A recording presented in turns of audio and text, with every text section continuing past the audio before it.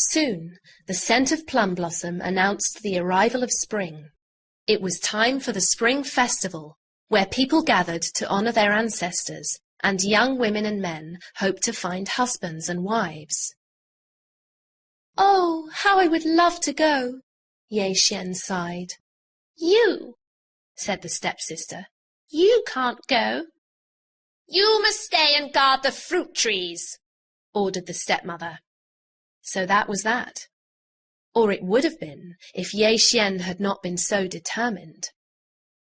Once her stepmother and stepsister were out of sight, Yeh-Hsien knelt before her fishbones and made her wish. It was granted in an instant. Yeh-Hsien was clothed in a robe of silk, and her cloak was crafted from kingfisher feathers. Each feather was dazzling bright, and as Yeh-Hsien moved this way and that, each shimmered through every shade of blue imaginable. Indigo, lapis, turquoise, and the sun-sparkled blue of the pond where her fish had lived. On her feet were shoes of gold. Looking as graceful as the willow that sways with the wind, Yeh-Hsien slipped away.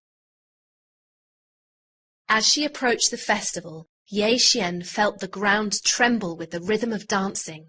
She could smell tender meat sizzling and warm spiced wine. She could hear music, singing, laughter. And everywhere she looked, people were having a wonderful time. Yeh-Hsien beamed with joy. Many heads turned towards the beautiful stranger. "Who is that girl?" wondered the stepmother, peering at Yeh-Hsien. "She looks a little like Yeh-Hsien," said the stepsister with a puzzled frown. Yeh-Hsien felt the force of their stares and turned around, and found herself face to face with her stepmother. Her heart froze and her smile fell. Yeh-Hsien fled in such a hurry that one of her shoes slipped from her foot, but she dared not stop to pick it up, and she ran all the way home with one foot bare. When the stepmother returned home, she found Yeh-Hsien asleep, with her arms around one of the trees in the garden. For some time she stared at her stepdaughter. Then she gave a snort of laughter. "How could I ever have imagined you were the woman at the festival? Ridiculous!" So she thought no more about it. And what had happened to the golden shoe? It lay hidden in the long grass, washed by rain and beaded by dew. In the morning a young man strolled through the mist. The glitter of gold caught his eye. "What's this?"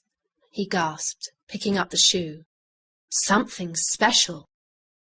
The man took the shoe to the neighboring island, Do-Han, and presented it to the king.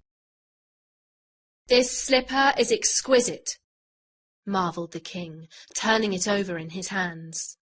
"If I can find the woman who fits such a shoe, I will have found a wife." The king ordered all the women in his household to try on the shoe, but it was an inch too small for even the smallest foot. "I'll search the whole kingdom," he vowed, but not one foot fitted. "I must find the woman who fits this shoe," the king declared. "But how?" At last, an idea came to him. The king and his servants placed the shoe by the wayside. Then they hid and watched to see if anyone would come to claim it. When a ragged girl stole away with the shoe, the king's men thought her a thief. But the king was staring at her feet. "Follow her," he said quietly. "Open up!" the king's men hollered as they hammered at Yeh-Hsien's door. The king searched the innermost rooms and found Yeh-Hsien. In her hand was the golden shoe. "Please," said the king, "put it on." The stepmother and stepsister watched with mouths agape as Yeh-Hsien went to her hiding place. She returned, wearing her cloak of feathers and both her golden shoes. She was as beautiful as a heavenly being, and the king knew that he had found his love. And so Yeh-Hsien married the king. There were lanterns and banners, gongs and drums, and the most delicious delicacies. The celebrations lasted for 7 days. Yeh-Hsien and her king had everything they could possibly wish for.